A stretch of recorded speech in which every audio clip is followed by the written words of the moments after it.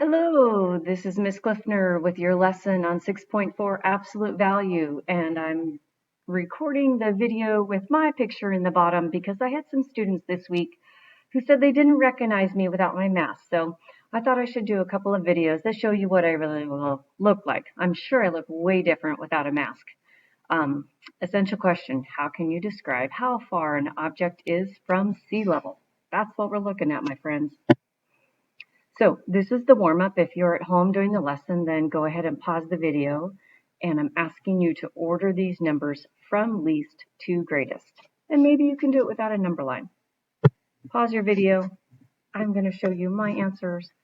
I start off with a -4 because I know it's furthest to the left, and I'm going to put that on my list as the smallest number.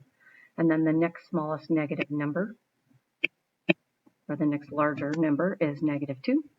And then I've got 0, and then +2 and +3. So there's my list of integers in order from least to greatest.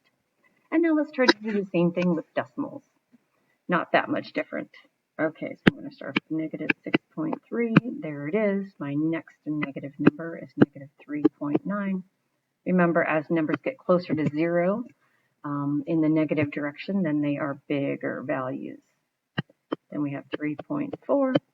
And then we have 4.2, and the last number on my list is 7.7. There's my integers in order from least to greatest. Okay, let's go to today's lesson. So what we're doing, and this is in your textbook on page 270, is we're learning about something called absolute value. And if you see the key idea, it says the absolute value of a number is the distance between the number and 0 on a number line. And so the absolute value of a number A is written as, and so when you see this symbol, like you literally say this is the absolute value of A. And then to actually do the math, I'm trying to figure out how far a number is from 0. So notice here's my number line. So what is the absolute value of -2? Well, when I put -2 on a number line, it is exactly 2 units away from 0. So it's a positive number. And then I can plot +2, and it is also 2 away from 0.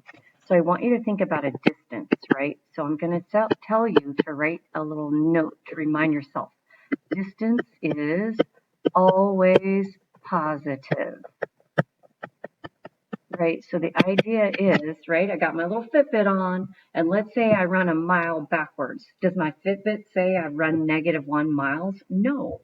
It says, good job, Miss Cliffner, you ran a mile.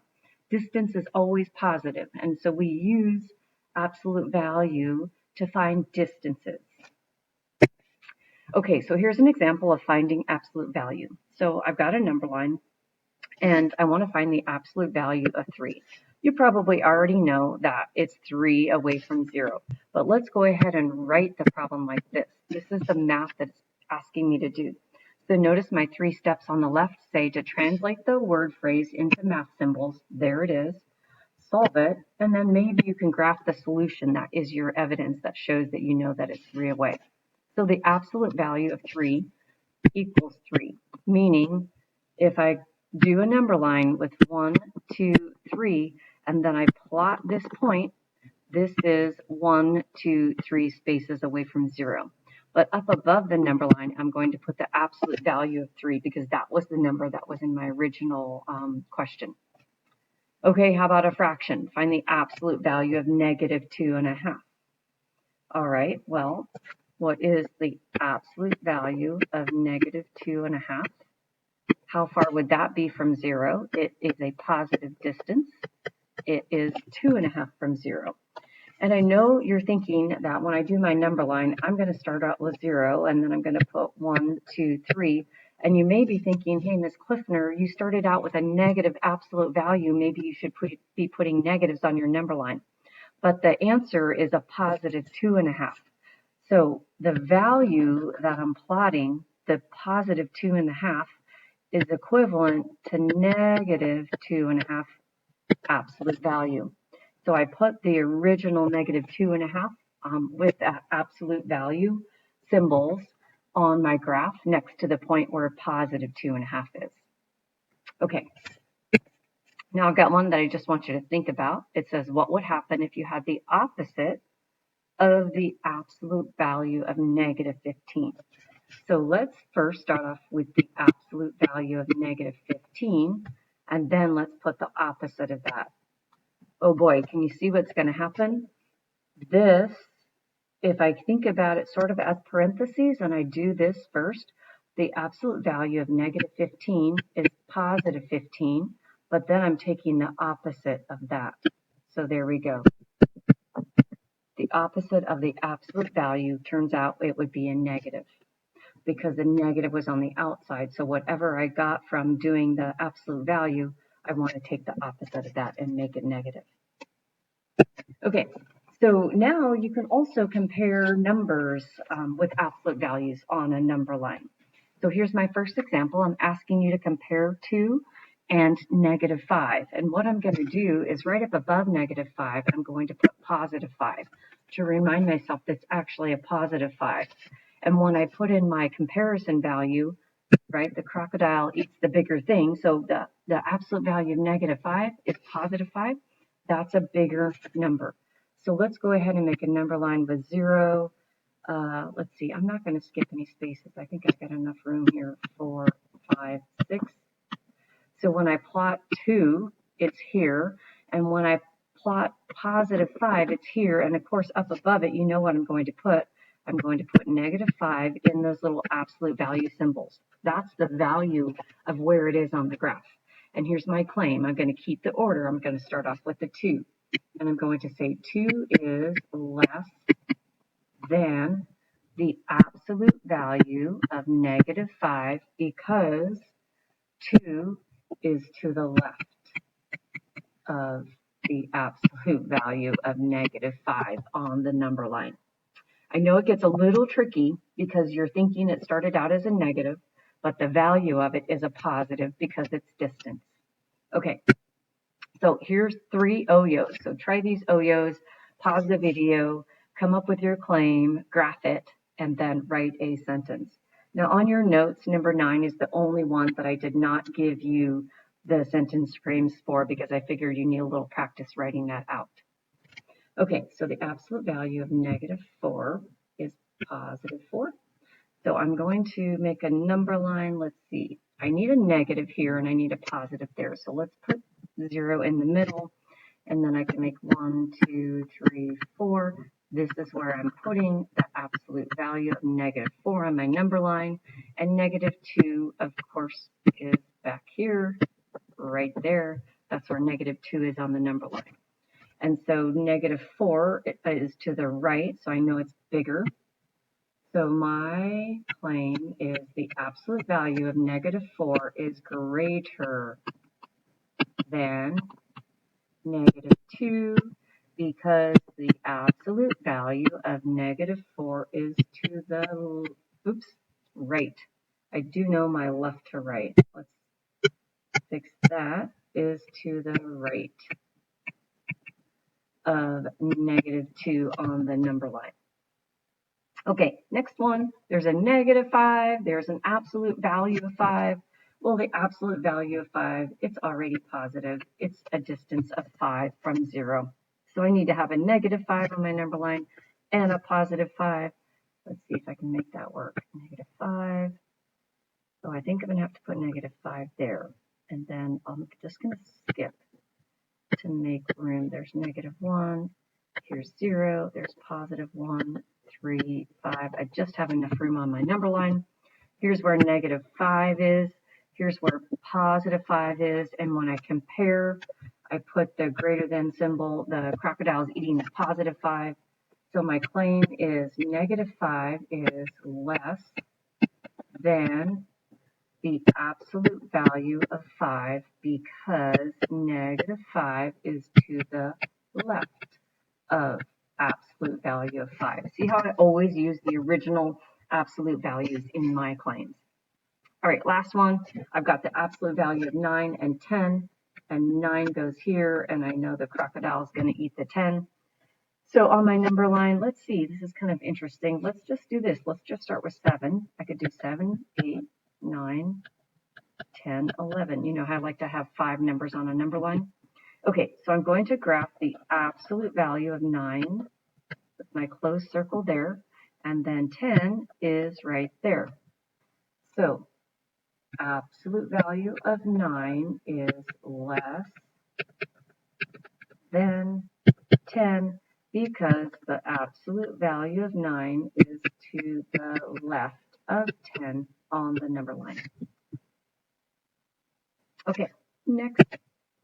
So here's another type of example. I think there's only one homework problem on one of these questions where it says to order the numbers from least to greatest.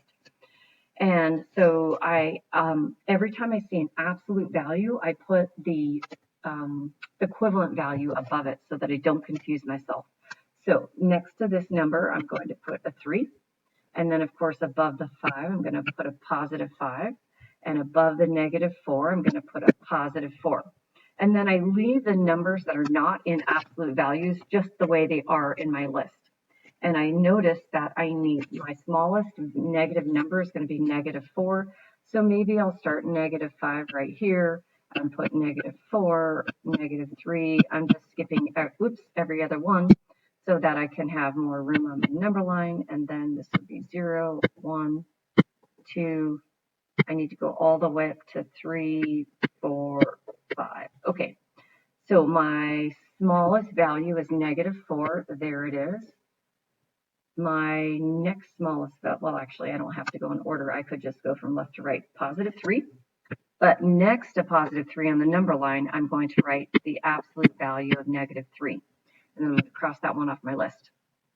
And then I have positive 5, which is the absolute value of 5. So I write the original absolute values on my number line.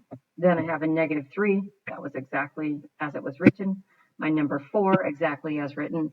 And then a positive 4 right here is the absolute value of negative 4. So there's that one. So now when I go left to right in order, I start with the smallest number. The smallest number is negative 4. Then I have negative 3. Then I have positive 3, but remember the original value was the absolute value of negative 3, so that's what I need to put on my list. And then instead of 4, I'm writing the absolute value of negative 4. And then instead of 5, I'm writing the absolute value of 5, so that my original values match what was in the question. Okay, last thing is a type of question that uses what we know about absolute value, and it's the distance from 0. So for this example, you see a table of elevation for animals in the ocean, and it says the table shows the elevations of several animals. Which animal is the deepest?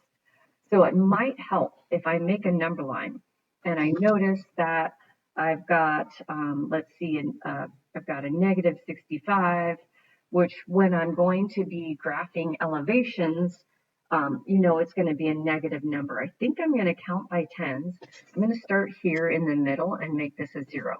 And then we'll make this 10, 20, 30, because I need to go close to, 60 in the positive direction and 65 in the negative. So I have a 40, 50, 60 in the positive direction, and then negative 10, negative 20, not doing very well writing with a pen right now, negative 40, negative 50, negative 60, and negative 70. Okay, so if I plot the elevation of the shark, it's at negative 4. So 0 and negative 5 is right there. It's not quite as low as negative 5, but here we go. Negative 4 is about, oh boy, I keep doing the wrong thing. So there is my shark. Okay, sea lion is up at 5, which is about here. Okay, I did that one, I did that one. Seagull is up at 56. Okay, they're not all ocean animals. Seagull, 56, about there. Up in the sky, not in the ocean. A little shrimp is down at 65 below the surface. 65, and it's measured in feet, right? So the shrimp is here. And then the turtle is down at negative 22, which is less than halfway in between. Let's put the negative 22 about there. So this is where the turtle is.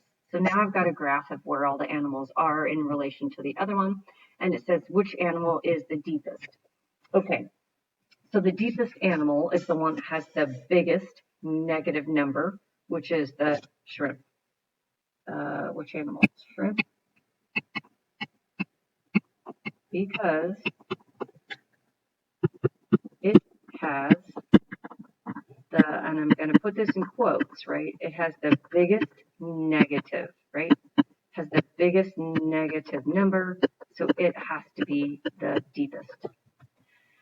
And then question B says, is the shark or the sea lion closer to sea level? So I love that when you look at the map, you can, or the number line that's vertical, you can look at the shark and the sea lion, and you can see that zeros here. And, you know, maybe my picture is not the best, but I might want to compare the numbers as well as look at the graph. So I'm going to write this. The shark, the distance from zero, sorry, the shark is at a -4, but I can use the distance from 0 to see how close it is to sea level, right? Because 0 is at sea level. So the shark, even though it's under, is 4 away from sea level.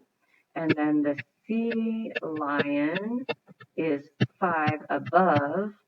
So its distance from 0 is 5. So I know the shark is closer to sea level, even though it's underneath, because 4 is closer to 0. So I'm going to circle this and say the shark is closer, 4 is closer to 0 than 5. That's how I know it's closer to sea level. Okay, that's it for today's lesson. I think, oops, that's just a duplicate. There we go. It's a Big Ideas math homework, and good luck with your homework.